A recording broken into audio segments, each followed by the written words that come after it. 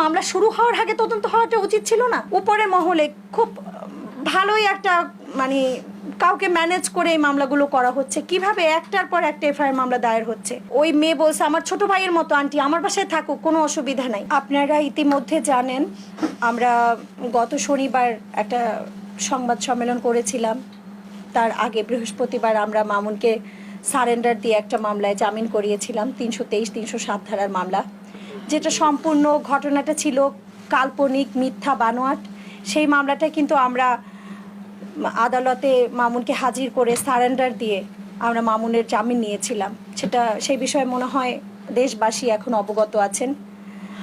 আর আজকে যেটা হলো, গতকাল খবর পেলাম হঠাৎ করে খবর আসলো আমার কাছে, আমি যেহেতু মামুনের আইনজীবী, যে আপু আমাকে হচ্ছে পুলিশ ধরেছে। আমি বললাম কেন, আমি তো সারেন্ডার করিয়েছি, পুলিশ কেন ধরবে? তো বললো আবার একটু খোঁজ নিয়ে দেখেন। পুলিশ বললো যে খোঁজ নিয়ে দেখেন আপা, একটা 9-1 একটা মামলা আবার ক্যান্টনমেন্ট থানায় এফআইআর হয়েছে। আমি জানি না মানে কিভাবে আমরা কত বড় বড় ঘটনা ঘটে কি পরিমাণ মানে কি ধরনের ভায়োলেশন হয় জানেন, কিন্তু সেই মামলা কিন্তু এফআইআর হিসেবে কোর্টে মানে আমরা পাই না যে থানায় নেয়। ফট করে মামলা এভাবে কি সুন্দর একের পর এক মামলা নিয়ে নিচ্ছে, যে তদন্তটা এফআইআর এর আগেই করা উচিত ছিল। একটা এফআইআর মামলা হলে কিন্তু সেটাকে আগে তদন্ত করতে হয়, তদন্ত না করেই আজকে এসে পুলিশ কি করলো, ওখান থেকে রিমান্ডের আবেদন করছে, ওনারা তদন্ত করবে। আরে তদন্ত তো এফআইআর হওয়ার আগেই করা উচিত ছিল মামলাটা সম্পর্কে, তাই না?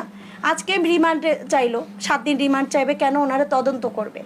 মানে আমার যেটা ধারণা, এখানে উপরে মহলে খুব ভালোই একটা মানে কাউকে ম্যানেজ করে এই মামলাগুলো করা হচ্ছে, কিভাবে একটার পর একটা এফআইআর মামলা দায়ের হচ্ছে।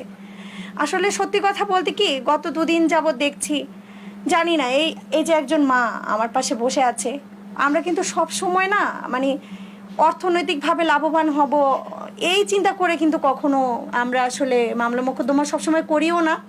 আমাকে যারা পার্সোনালি চেনে, আমি কিছু কোম্পানি রিলেটেড কাজ করি, আমি খুব একটা সিএমএম কোর্টে বা এইগুলো অ্যাজ ইউজুয়াল যে মামলাগুলো হয় এগুলো খুব একটা করি না।